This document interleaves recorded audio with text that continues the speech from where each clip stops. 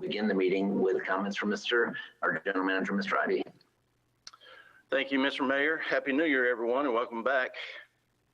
Welcome back to our Commissioner Selvage. It's always nice to see you back up sitting at the dais, or at least eventually sitting up there. So thank you for your willingness to continue to serve. And just kind of a point of note, FYI for everyone, the month of January is our Dr. Joe Child's last session with the Utility Committee. He terms out. And so we are certainly very appreciative of the good, I believe it was 6 years that he's put in. So he's been with me most of this time. And I certainly appreciate all the support and the guidance that we've been able to get from Dr. Child. So thank you, sir. I think he's unmuted his mic. So Mr. Dr. Childs, if you'd like to make a comment, that'd be great. Well, thank you very much. It's been a real pleasure and joy to work alongside all the colleagues on the committee and the commissioners over the last several years, and with Joel and his team. Just the best days are ahead for the city of Lakeland and Lakeland Electric. Thank you, sir. Thank you. So I think, Mr. Mayor, you'd commented agenda study. I don't believe we have any agreements or anything for approval. And I do have everybody on two different screens, so I apologize. I will be looking back and forth quite a bit. So I'm not shaking my head no, anything like that. And we just got this one presentation. This presentation does have some heavy lifting in it, some heavy conversations, but you've all seen the newspaper article, and there's nothing going on that you're not already aware about. I do want to step through a little bit of strategic type stuff, and then we'll talk about Unit 3. I want to start by having a discussion of what we call Next Gen, and that'll easily morph into our strategic framework going forward. In taking steps for the future, Lakeland Electric must be mindful of environmental issues as well as economic ones. In the last decade, we're seeing other parts of the country coming close to theoretical limits of renewable resource integration.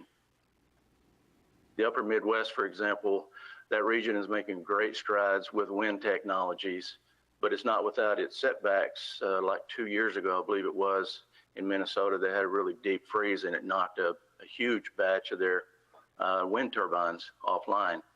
They were not able to function at that low temperature. And so they had to really scramble to make up that amount of lost capacity that they were expecting.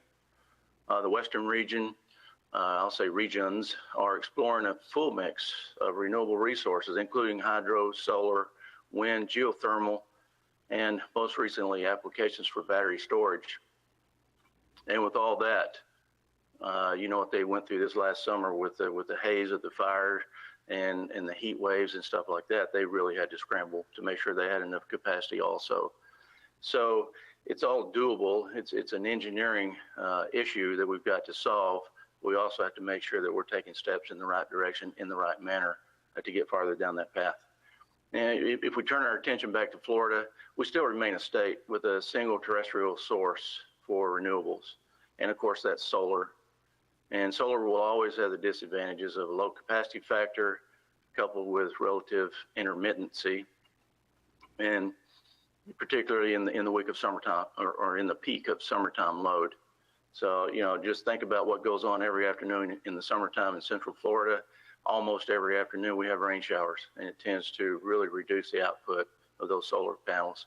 That's capacity that has to be made up for in real time, and we have to be able to do that in real time. So for those reasons, we have to be extra vigilant in looking for the latest and best methods of making prudent investments that put a proper value on emerging technologies as we go forward. And of course, we'll end the presentation with an overview of why it's time to move past coal generation towards a more modern fleet structure. Next slide, please. You all have seen this slide, hopefully, and Commissioner Selvage, welcome back. It's still the same slide as when you were here. And I want to talk briefly about the near-term future. You've seen this infographic for many years. This is the guiding light for our strategic plan that we adopted in 2014. And this plan has served us well and still is.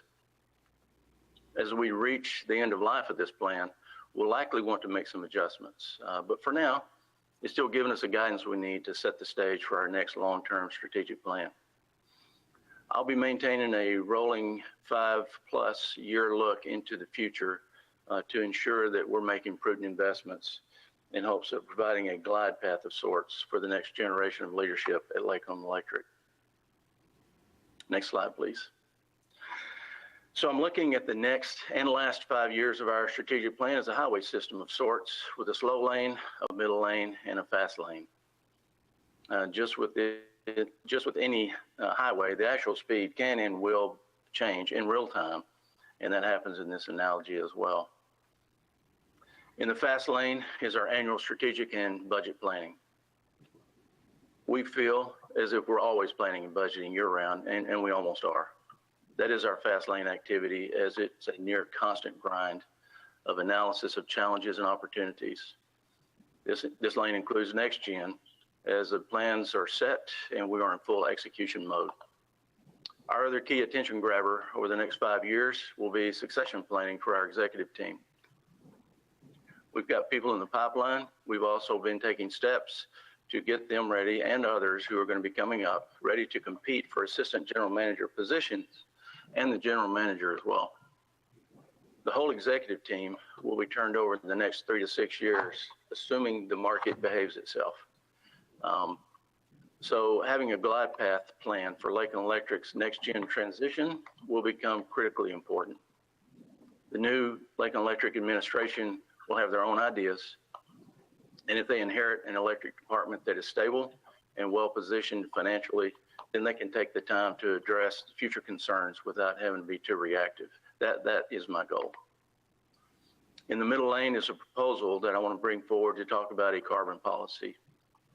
Our approach to carbon mitigation so far has been to make changes when and where possible in order to consistently achieve better carbon emissions reductions. Keeping our eyes on our sustainability, the changes we're making with NextGen will result in a 2025 greater than 65% reduction in CO2 emissions as compared to 2002 numbers. That's very substantial. The changes we make incorporate economics, reliability, and environmental considerations. Now, this approach has served us well, but are we performing in a way our customers expect us to? You've probably heard me joke that I like to come in third place when talking about adopting new technologies and ideas. A utility our size should not be living on the bleeding edge of change. However, if we maintain a tight grip on our finances, we'll be nimble enough to adapt to changes more quickly in the future. This will be more challenging as time passes and truly disruptive technologies start to appear. So, absent any mandates from the new presidential administration, we do not have to move at any particular speed today with a carbon policy. You all may direct us to leave that car in the garage a little longer, who knows? In a few months, I would like to bring this topic back for strategic discussion, but it will not be driving our next fiscal year's budget, but rather it will be a longer look at whether we should set environmental performance metrics and longer term budgets, or if our existing approach of organic and economic-based change is sufficient. Or perhaps we might develop some hybrid approach to it. We'll see, but any feedback will be appreciated. Now, one might think that emerging tech is the fast lane of activity, and Scott Bishop might actually agree with you. The reality is things change very slowly in our industry, and that is by design. The major investment life cycle is so long, very often, a couple of decades. We'll be having periodic updates from Scott starting next month, and I want you to think of this as the R&D part of the business, which is critically important, but not necessarily on the front lines. And Scott aims to change all of our thinking on that. You spend 5 minutes alone with the guy and you'll be scared to death when you leave his room. Our main areas of attention for now include electric vehicles and battery storage, applications of hydrogen as a fuel source, and in-house applications to drive efficiencies in how we deliver value to customers. Next slide, please. So let's remind ourselves of what we have collectively accomplished so far, which I'm calling phase 1 of NextGen. We've discussed at great length for years the options for replacing the approximately 139 megawatts that we lose when we shutter Unit 3. Our actual capacity entitlement is closer to 220 megawatts. That's our 60% ownership share. But we are long on capacity, and hence we only need to replace 139 megawatts. Our next-gen approach included a sizable investment in solar, along with fast-reacting reciprocating engine technologies. You've heard us refer to that as RICE, which we have released an RFP for already for the RICE. Our RFP for the 50 megawatts of solar should be released like any day. Over the last few months, we completed a risk analysis for various scenarios for shuttering Unit 3. This included scenarios ranging from immediate closure, and when I say immediate, I meant last summer, to trying to run it to 2024. In order to reach such a conclusion for shuttering Unit 3, we incorporated an information and listening campaign that included our advisory panel, our utility committee, city commission, and the risk oversight committee. I just want to assure everybody that the decisions that have been made have not been made in a vacuum. I'll talk later about moving forward with shuttering Unit 3 with the target date of March 31. Also talk about the bridge capacity and energy replacement option, the PPA, until we complete the next gen program in mid to late 2023. Next slide, please.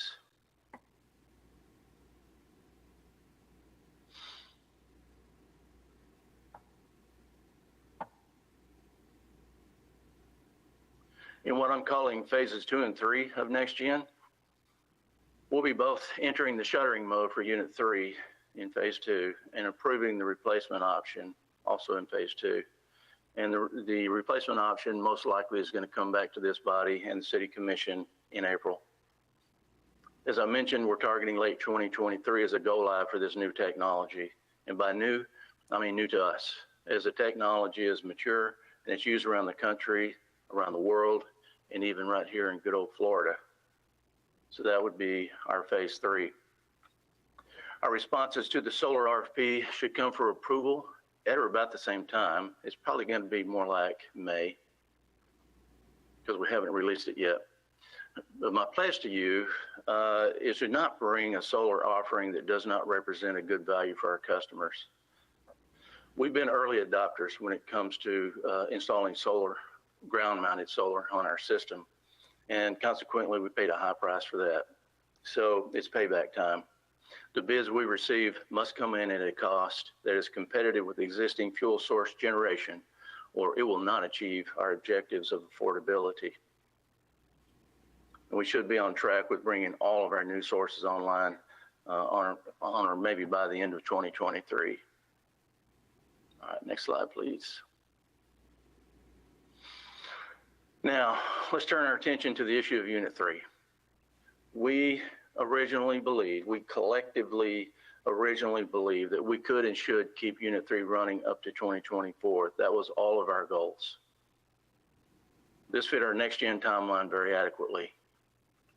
We also anticipated, however, that that may not be possible. This past summer shined a bright light on the issues with continuing to pour money into an ever-increasing problem. It's important to note that we started 2020 with Unit 3 offline due to economics. It's been cheaper for years, actually, to go with cheaper generators such as Unit 5 and others in the power pool due to the low prices of natural gas. We've been diligent, though, in running Unit 3 in order to satisfy our coal and rail contract obligations, and that usually means outside of the summer period running at about 50% of its capability, which is about 180 megawatts. We moved into a planned outage period last March, and once completed was when the issues over the summer surfaced. We had problems with the main boiler feed pump bearing, which then led us to a larger issue with alignment. The alignment problems took the majority of the summer period to conclude. Now the summer is when we really need the generator online. The rest of the time it's not exactly real economic, but during the summertime we just about need all the generation we can get to be online for us. we were forced to replace that missing capacity and energy from Unit 3 not running, which further compounded the situation. That alone, that missing capacity and energy alone that we had to replace cost us $1 million, or a little over $1 million actually. And that's incremental to any planned maintenance. Now that was when we realized the potential liability of the coal in inventory, which was over 230,000 tons and represented about a $10 million cash liability if we had to find some way to sell or dispose of it. Now, there were two reasons we did not shutter the generator last summer. First, and most notable, the employees banded together. We had to dismiss a contractor, and the employees banded together and took their shot at it. And they fixed the alignment issue, and they were able to get it back online, and that is a very commendable effort. The other reason was due to the excess coal. Our analysis showed that it was a wash at best, based on what we thought we could get a replacement PPA for, power purchase agreement, versus just keeping it running. We thought that would be about a wash.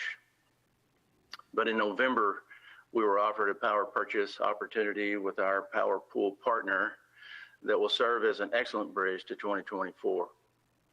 This PPA is superior to what we could have gotten from typical providers and will look very much like standard pool transactions that we already engage in fairly routinely. So in short, we exceeded my target spending for incremental dollars, which is incremental to planned maintenance.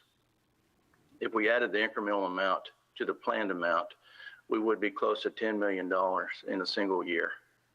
Now that shows very plainly, I hope, that we simply cannot spend any more money on this generator. And if we're not going to spend any more money on it, that makes the outcome inevitable. Next slide, please. So it's always good to check around the industry and see if we're too far ahead or behind with our thinking and our actions. And this applies to many things that we do. And as critical as our generation is, I felt this set of charts, which is from the Energy Information Administration, tells that story very well. In the chart on the left, you can see the numbers of coal generators retiring has trended down since 2010. When coupled with the middle chart, the earlier retirements were mostly units that are smaller than ours, meaning they're almost certainly less efficient to operate than Unit 3. So from 2010 to 2015, there was a flurry of retirements of these mostly smaller generators. Now, if you look at the middle chart to the one on the right, the generators retiring through 2018, and that's when this examination ended, was 2018. The retirements have been for generators that are getting larger. And then from the chart on the right, they've also been getting younger. This is a very strong indication that the economics are no longer working in favor of coal. So from a timing perspective, at 38 years old, we're slightly younger, but certainly in line with the industry, which is about a 42-year average. Had we been able to make it to 2024, we would be right on the average number. Ms. Jacoby is going to step us through the actual financial implications in a moment, but suffice to say, it makes no sense to continue spending money on coal-based operations beyond the end of March or the next force majeure event. Without spending money on this 38-year-old generator, safety of employees will be a concern, and the reliability will eventually render it irrelevant. Our intent is to burn all the coal out of inventory so we end with as little on the ground and as low of a liability and risk as possible. This is the best outcome for our customers. In short, the case for closure of Unit 3 is compelling, and Gina will show us the numbers that prove it. Well, good afternoon, everybody. I'm going to walk you through the cost-benefit analysis we performed to determine that we were financially better off shuttering Unit 3 at the end of March instead of keeping it operational through fiscal year 2024. Now, I know there are a lot of numbers on this slide, and some are quite large, so I'll address each line item separately. Let's start with the incremental costs of mothballing the unit in 2021, which totaled $31 or almost $32 million over 3.5 years. The first line is the incremental cost of replacement power, which is expected to equal $14.5 million. As Joel mentioned, if we shut Unit 3 down at the end of March, we'll be short of capacity and energy. And as a result, we will need to enter into a power purchase agreement, or PPA, to bridge the gap between the time Unit 3 is shuttered and when our new generation starts up in 2023. Given our two power pool partners have excess capacity, we reached out to them to see if they'd consider entering into a power purchase agreement with us. One of our partners was very amenable, and we're in the process of negotiating a contract that would be favorable to both parties. I don't want to get into the PPA specifics as they're still being negotiated, but you should know that our partner has agreed to provide us with the capacity and power just when we need it. In other words, we would take power only when we have the capacity deficit, which would occur typically in the summer. Now, this is a big deal because most PPAs are take or pay agreements where you must take a specified amount of capacity and energy every day, regardless of whether you actually need it or not. Additionally, our partner will consider our PPA part of their native load, so we will be able to count the PPA as a firm capacity and energy resource. Transmission should not be an issue either, as our partner's transmission line interconnects with our system. Pricing will also be favorable, as the PPA's energy prices will be based on the Power Pool's clearinghouse price methodology. Now, I know $14.5 million is a large amount of money, but keep in mind that it represents less than 3% of our fuel costs. Another cost we will incur is the loss of 3.5 years' worth of byproduct revenue. Currently, we sell fly ash, which is a byproduct of burning pulverized coal, and it's used as an additive in concrete. With the shuttering of the plant, byproduct revenue would decline. The exact amount is unknown given the landfill will still have to be managed even after the closure of the unit. However, for this analysis, we assume the worst case scenario that we lose all our byproduct revenue. The next two line items are a little complicated, so they will take a little explaining. Our current agreement with OUC, with Orlando Utilities, allows us to allocate a share of our G&A and production common expenditures, like a road maintenance at the plant, to OUC. Once Unit 3 shuts down, we will lose the benefit of those cost allocations, which over a 3.5-year time period total $4.8 million and $10.9 million respectively. These amounts are based on our 2021 budget and are escalated at 2%.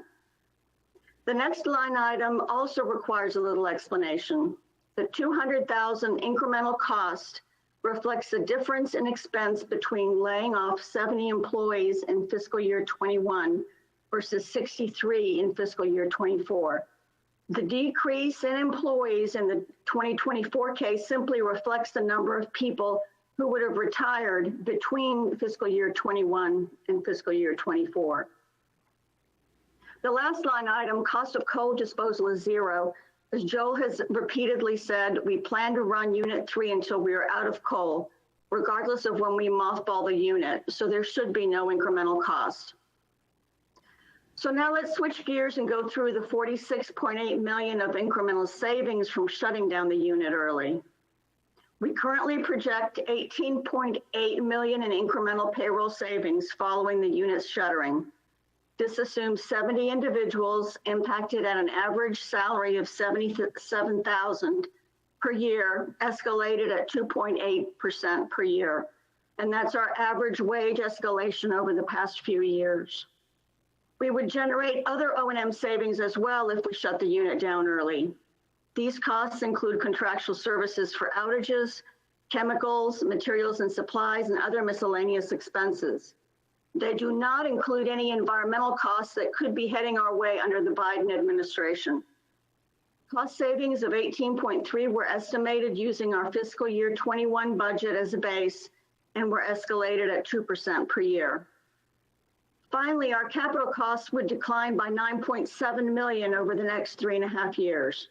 We assumed Unit 3 would, at a minimum, require $2.5 million of capital annually if we ran it through fiscal year 24. Now, that is a pretty conservative assumption given we've spent over the past 5 years an average of $5 million per year in capital. So far this year, we've spent about $300,000, and we don't plan to spend any more if we shut the unit down in March of 2021. So to summarize, shutting Unit 3 down in March of this year would cost us an additional $31.9 million over 3.5 years. However, the $46.8 million of savings would more than offset the incremental costs and yield a net benefit of $14.9 million, which, when discounted at 4%, yields a net present value of $13.1 million. And as we benefit, so will our customers as we pass these savings on to them. While our fuel rate will be slightly higher if we shutter the unit in March, reflecting the incremental cost of the PPA, the savings in our base and environmental rates will more than offset the increase in the base rate. So both we'll see the savings as well as our customers as we pass those along. All right. Thank you, Gina. I just want to point out that we picked March as a time frame to shutter the generator because we were trying to find that confluence of ending our take-or-pay arrangements for at least one of the coal arrangements that was satisfied in December. Not satisfied, but the contract ended in December, but we still had some outstanding coal that we needed to take. So we're trying to find the earliest time that we could run the coal pile down to as close to zero as we could possibly get it, and then satisfy those arrangements, and also be able to make a 60-day notice to the other coal company, Foresight, and then to CSX. So the perfect confluence of that time was the end of March. I just want to summarize. We exceeded our incremental spending milestone. We have a favorable, as you heard from Gina, favorable PPA with our pool partner that's in the final stages of approval. I'm expecting that to happen next week, I hope. Our analysis shows a very favorable net present value for moving sooner rather than later. And just a note, we'll have to be analyzing issues over the next couple of months as they may arise to determine if further repairs is even a good investment. And I'll give you just a quick overview of that. If we just got some maintenance that we can perform and keep it running, and it's not really that costly, certainly we would do that. If we have to replace some major equipment or another, we might consider not doing that. And so those are decisions that we're just going to have to make as those decisions have to present themselves. Next slide, please. Okay, we're moving ahead with shuttering Unit 3, targeting the end of March 2021. We will have stranded assets related to the selective catalytic reduction equipment debt, and I want to stress that this is stranded debt. We'll bring this issue back to this committee later. However, it is normal and usual to continue to recover the cost of a stranded asset. This can and has happened with other generators and equipment, although the 20 million may be the largest for Lake Electric, at least to my knowledge. It is certainly not the largest by far that I've seen across the country. We'll also have a book value write-down and then a non-cash write-off due to excess inventory of parts and equipment. Next slide, please. And we're almost home, y'all. This is next to last slide. You've heard us use different phrases as we've gone through the last couple of years talking about Unit 3 and Next Gen. You just heard Gina mention mothball. There's one. Closure, closing, shuttering, retiring, and decommissioning were the most commonly used words. We did this deliberately, as each word may mean something different for industry purposes. When you use the word decommission, that means that it has a sense of finality to it, and you can kind of see what that looks like in that definition above from the EPA. And we are at the stage now where the actual decommissioning is in full focus, and this is only because we need to satisfy the terms of a coal contract and a CSX rail contract. So we're going to need to vote to decommission, and I've got a proposed motion at the end of this presentation. Assuming we reach our target date of March 31 or a force majeure event, that will trigger a 5-month shutdown period. As you know, we have approximately in the 50 to 70, I'm going to say, employees who are at risk of a layoff. I'm being vague about that because this number is extremely fluid. as employees have already been taking full advantage of other opportunities. For any who are part of the layoff list, we are providing a 2 months of severance that can be taken at any point during the 5-month period, unless you get a job somewhere else in the city.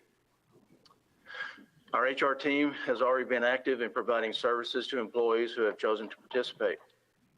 But as with all of us, we truly believed we had more time to develop these services. So HR is fast tracking and working diligently to get employees the support they need.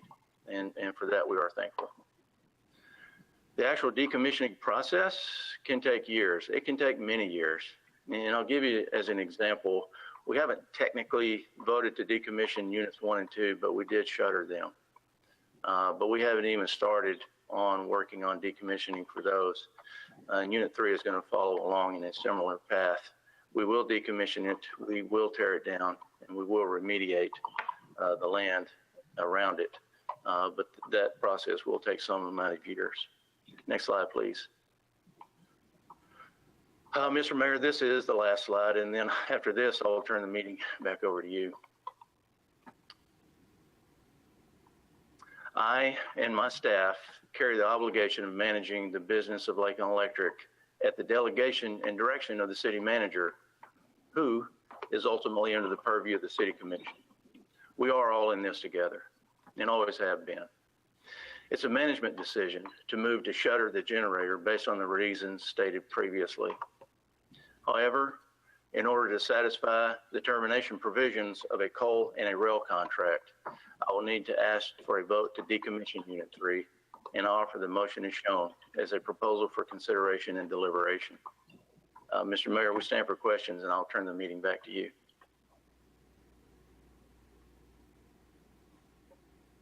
All right, first question comes from Commissioner Selledge. Thank you, Mayor. Joel, I've been a human resources professional for 20 years in this city, and I've been part of and witnessed a number of these merger and acquisition and downsizing, closings, et cetera. And it's been my experience that the business decision can be pretty cut and dried, as appears to be the case here. Gina and you have set really a compelling argument that this is what we need to do. But so many organizations fall short in not making HR a full partner in the process. And I know that Mr. Farrington and you and your HR team are working, but I would like to see exactly what is the plan to take care of our employees who will be leaving in one way or another.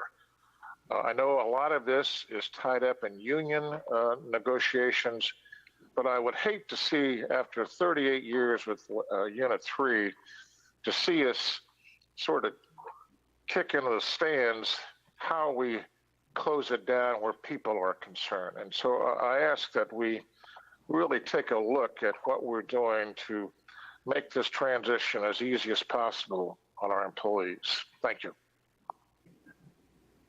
Thank you, Commissioner Selledge, and I think that's echoed across the board with respect to your fellow commissioners. People are always a major issue, and there's a difference between facts and feelings on things like this. And one of the things that has to take place are the coupling of those as we go along. And I know, Mr. Ivey, that you've been doing a great deal of that going forward, even in considering that amount of, I just went blank on the 2 months of severance pay. Other comments by commissioners? Commissioner Wall. Thank you, Mr. Mayor.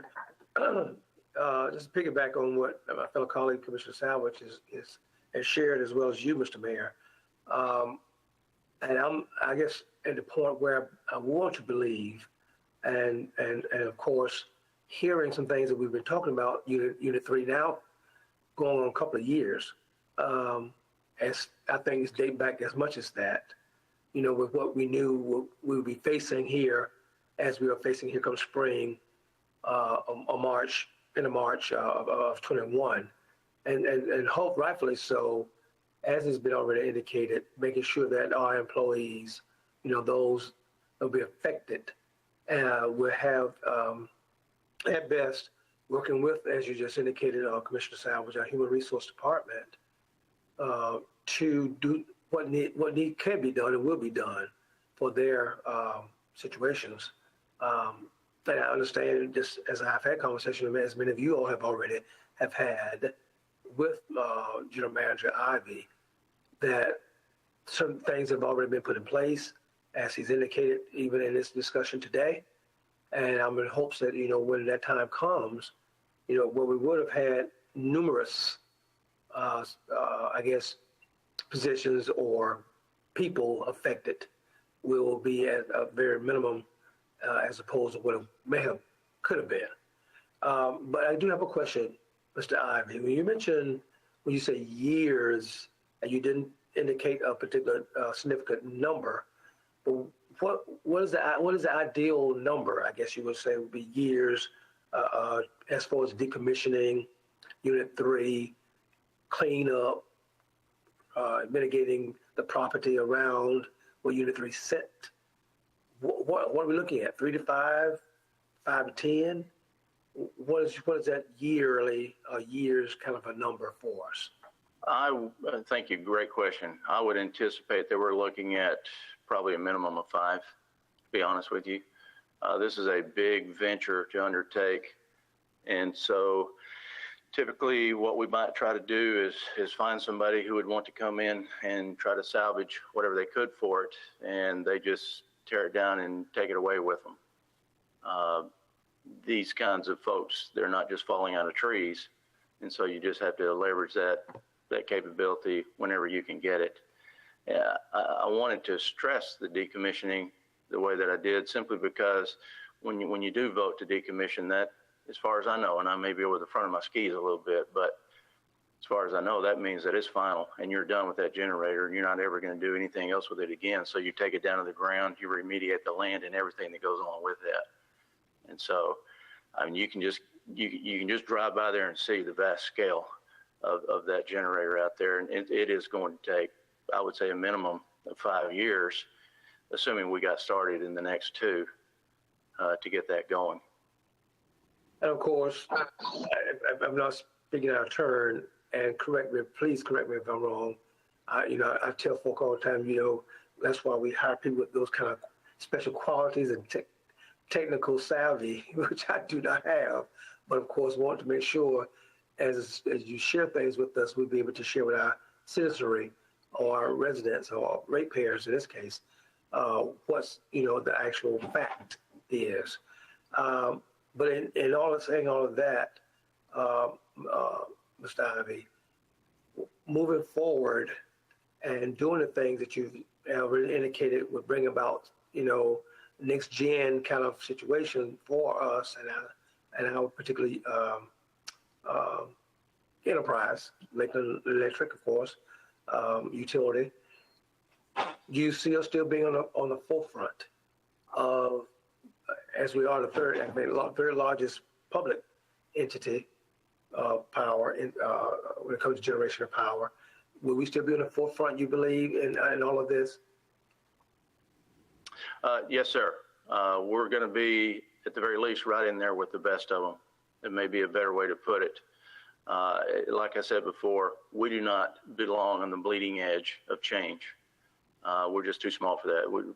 You can make mistakes that could be extremely, I'll give you the FMPA contract crisis that we went through the 2000s period trying to fix. You can get yourself into situations like that by making really bad decisions, by trying to be too far ahead. And so, yeah, we're with the changes that we're making with the next gen technologies, what we're going to see more and more of as time goes by is more applications and, I want to say, engagement of renewable energy products.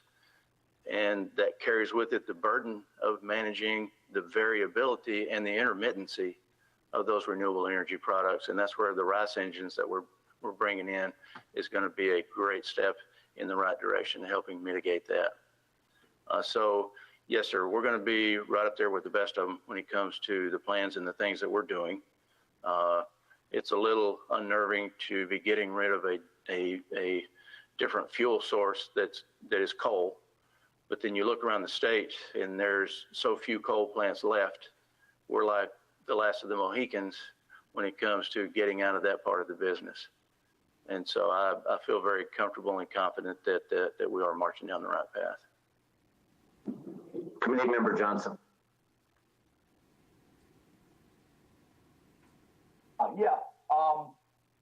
Joel, it's been a while since I've been out there. Is Unit 2 been completely dismantled?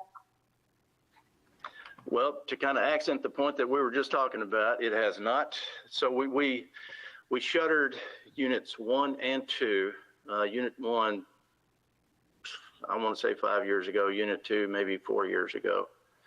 And yeah, they're still sitting there in the same state that they were when we shuttered them.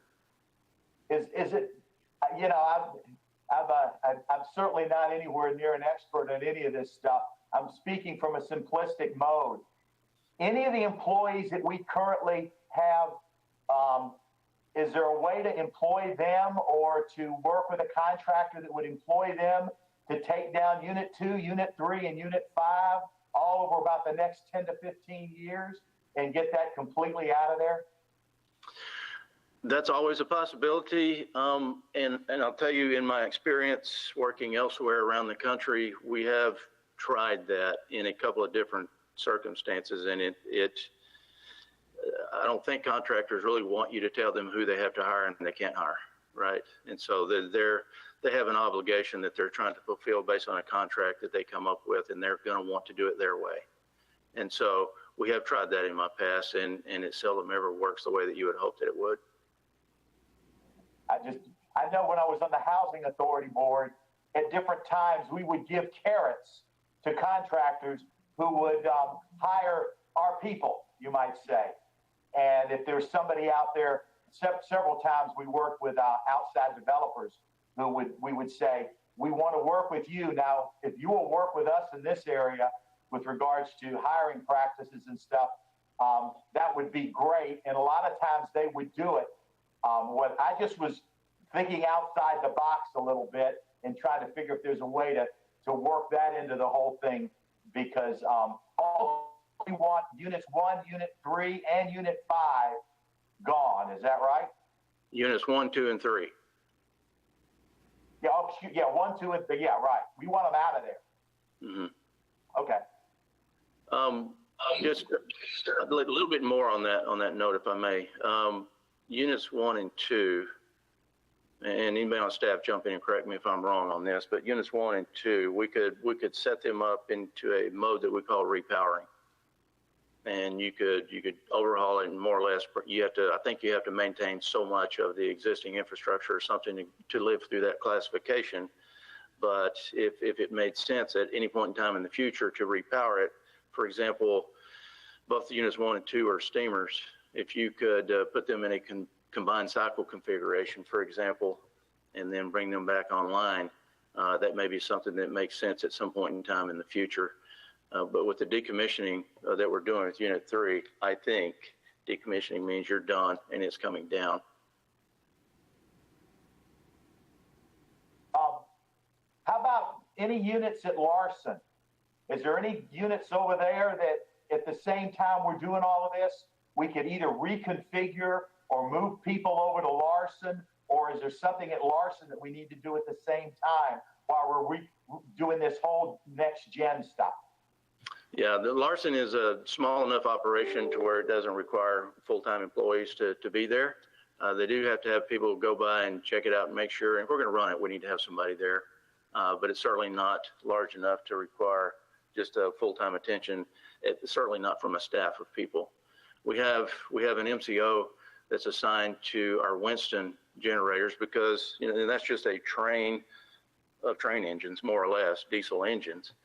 And it's 50 megawatts in total, but every time we go to fire them up, we hardly ever get 100% output.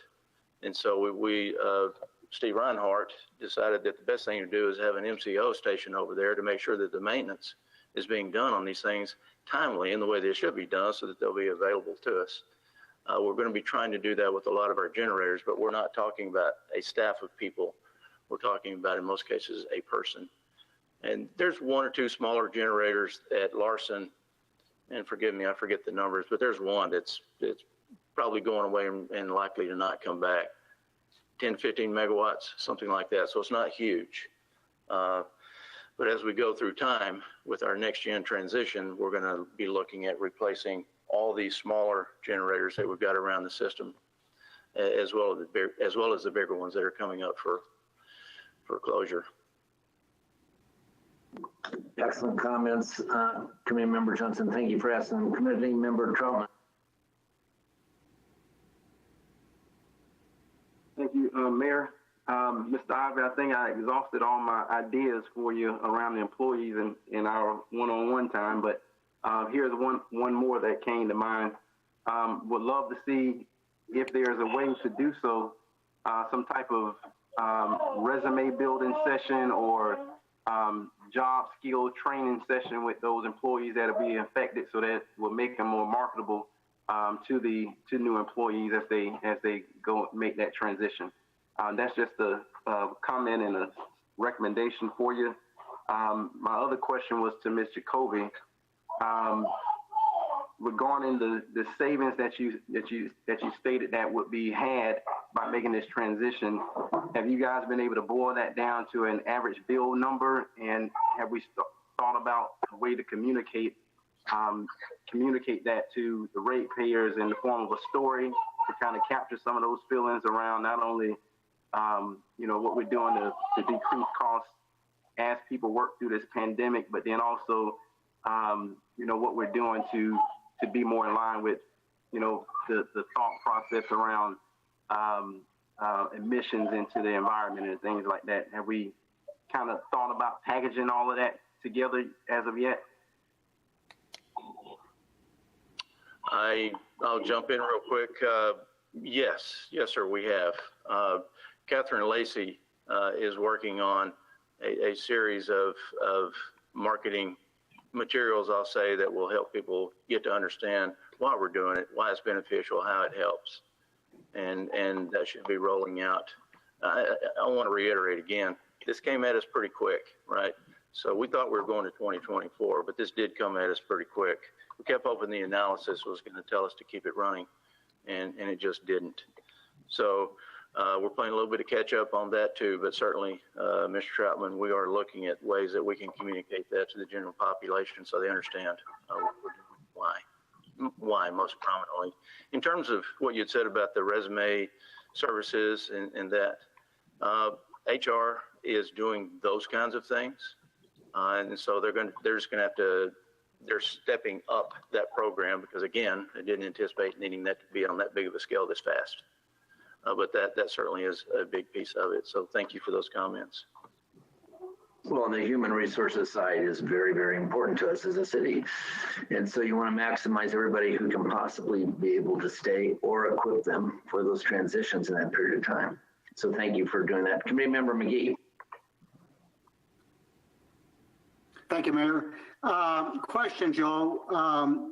Is there any possibility of groundwater contamination underneath the coal plant? Back in the 70s when that structure was built, there probably wasn't too much of a concern of water and dirt contamination, and I'm not sure if we know what's underneath the plant. And is there any possibility that has occurred? We have monitoring wells, particularly around the ash pile, and we're going to be monitoring those for at least the next 30 years. So okay. This is something that we have to be very active in by rule, by environmental rules. And so good comment, good catch, but you're right on the money. We're doing that, and we're going to have to continue to do that for quite some time. Okay. Thank you. Committee Member, Commissioner McLeod. Thank you, Mayor. Thank you, Joel. And just along those lines, Joel, are there any, after we get past the 5-month period, I assume there's a lot of involvement with EPA in coming in and inspecting, and are there potential unforeseen costs or mitigation issues that need to be on our radar in those, in future years? So it's, how do you budget for something that you don't know about? It's one of those type scenarios. We think that we're being responsive. Well, we know that we're being responsive for everything that we know about. To the extent something new comes along, we will react to that just like we do everything else. So, it's fair to assume that the new presidential administration, there's going to be some new rules coming out from the EPA.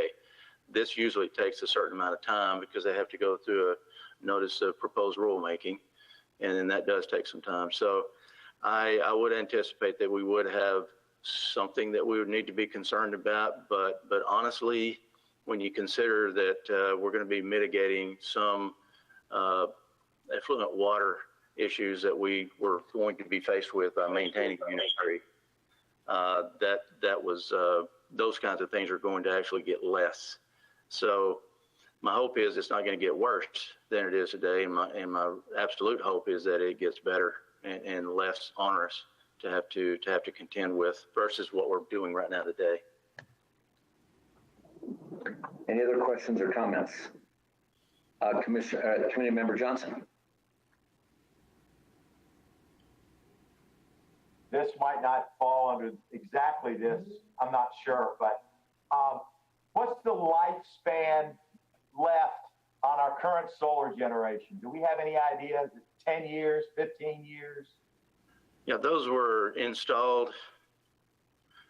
I think the first one was either 2011 or 2012. We're talking about the ground-mounted arrays that we've got by the airport. So those were the first ones. So those are probably 2011 timeframe, and those usually have contracts that run 20 to 25 years. So you're still 10 to 15 years. Has there been any communication with the companies that own those units? Because there comes a period of time where it's they no longer qualify for tax credits, solar tax credits, after they've been in place a certain number of years. And sometimes those units then become available to literally buy out from underneath the contractor. And we might be able to reduce our costs. I don't know how that industry works, but if it's anything like some of the other historical rehab industries and stuff, there comes a period of time where those units no longer become viable tax-wise to the organizations, and they might look to unload those things. Yeah, again, I'm getting over the front of my skis. I believe that we have buyout provisions in our contracts. I don't know that we do in every single one of them, but I know that we do in some of them. And so to the extent we reach that happy point, I think that we do have the opportunity to make a play to try to buy those out. Kind of going with what you're saying, I'm more opportunistic. When it comes to things like that, I would rather somebody come to me and say, hey, will you get this dog off my hands? And then that may be a good time to start taking a good hard look at it, as opposed to going forward and acting like you're interested. And I hope they're not watching right now. Any other comments, Committee Member Johnson? No, not really. I was going to, if I'm ready to put forward the motion that we decommission. If we need to do that, let's go ahead and do it. Is there a second? Commissioner Walker, the second, and Committee Member McGee, I saw your hand too later. All right, discussion. Yes, sir, go ahead. Yeah, just before you vote, just to be very clear on what's being voted on today. I mean, this is a non-binding recommendation to the City Commission to decommission Unit 3. The official action on this will not take place until it's anticipated the January 19th City Commission meeting. So I just wanted to make the record clear that this is not the official action. This is merely a preliminary recommendation.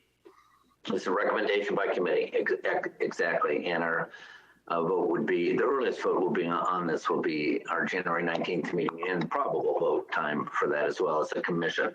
For those of you who are commissioners, all of which serve on the utility committee, as well as the expanded committee from other sources.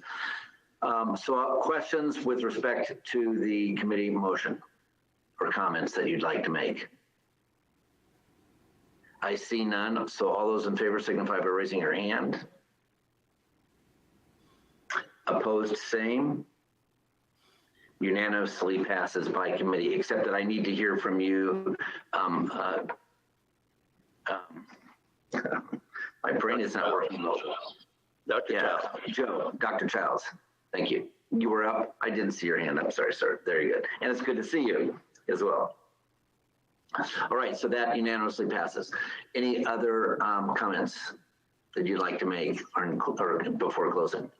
I would like to take one last attempt, if you don't mind. Got a little feedback, I'm sorry.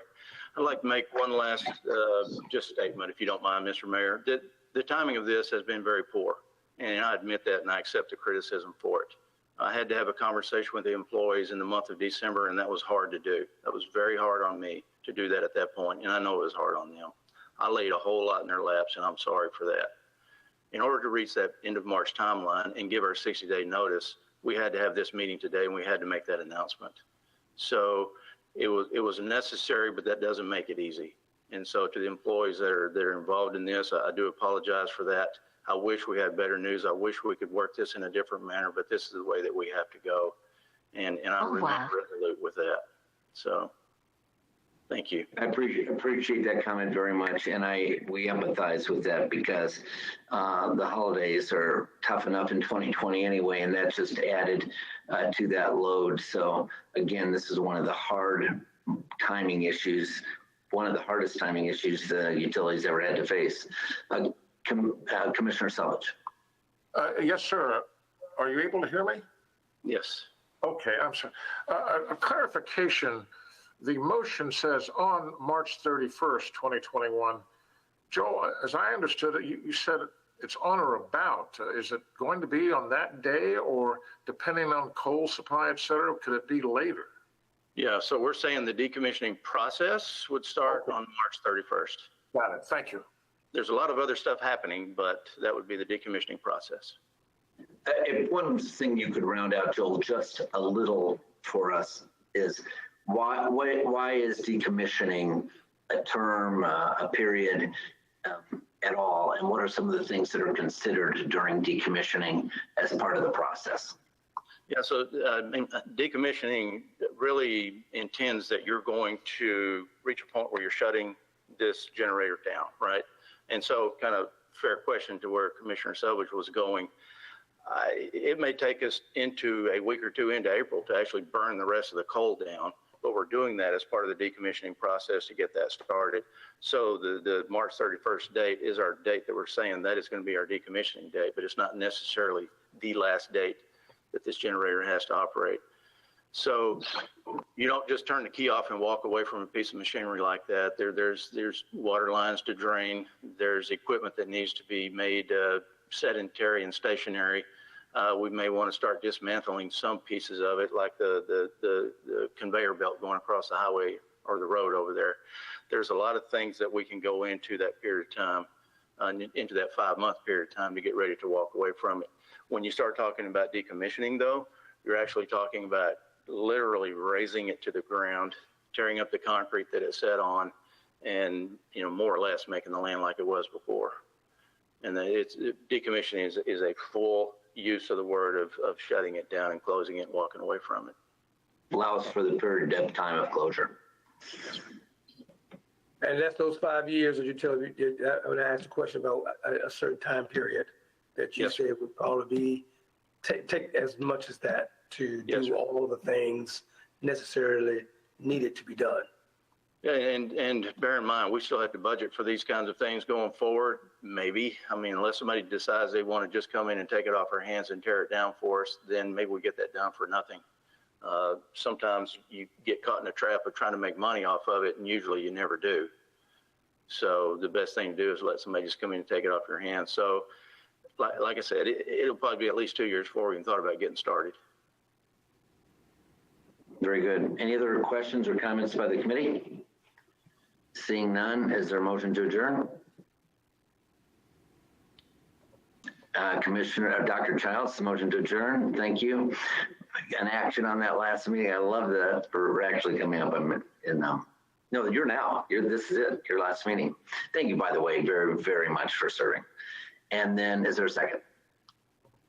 And by Committee Member Johnson. All those in favor signify by raising your hand. Opposition the same.